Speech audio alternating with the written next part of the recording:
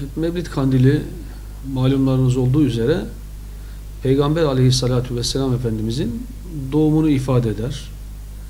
Allah Resulü sallallahu aleyhi ve sellem Efendimiz miladi 571 yılında dünyaya geliyor ve biz yıllardan beri Peygamberimizin doğum gününü her kandil gecesiyle beraber ihya ederiz. Bu sadece bizde yoktur. Aynı zamanda Hristiyanlarda da Hz. İsa'nın doğum gününü kutlama gibi bir tören, bir takım düzenlemeler yapılmıştır. Biz de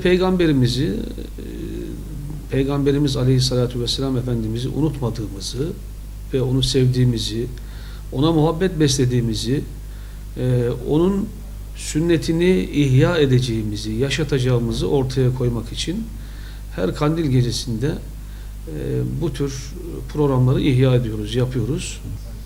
Evet, Mevlid Kandili aslında Peygamber Aleyhisselatü Vesselam Efendimizin sünnetinin ihya edilmesi demektir. Varlık aleminin en değerli varlığı insandır.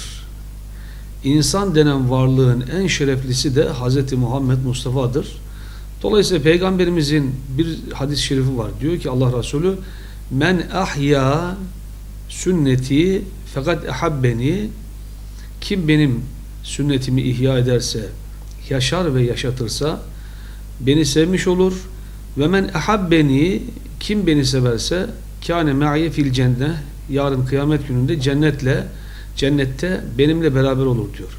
Dolayısıyla Peygamber Aleyhisselatü Vesselam'ı sevmek, onun sünnetini ihya etmek, onun sünnetini yaşatmak inşallah ahirette, cennette onunla beraber olmak anlamına geliyor. Bizler peygamberlerimizin birer davetçi olduğunu biliyoruz. Peygamberlerimizin yolunda olduğumuzu Mevlid Kandilinde ve diğer zamanlarda ortaya koymaya çalışıyoruz.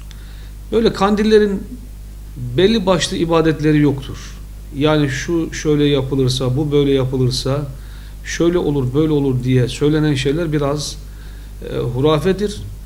Kandillerde kitabımızı okumak, varsa kaza namazlarımızı kılmak, Allah için bir araya gelmek, toplanmak, dua etmek, bunlar yapılabilecek şeylerdir.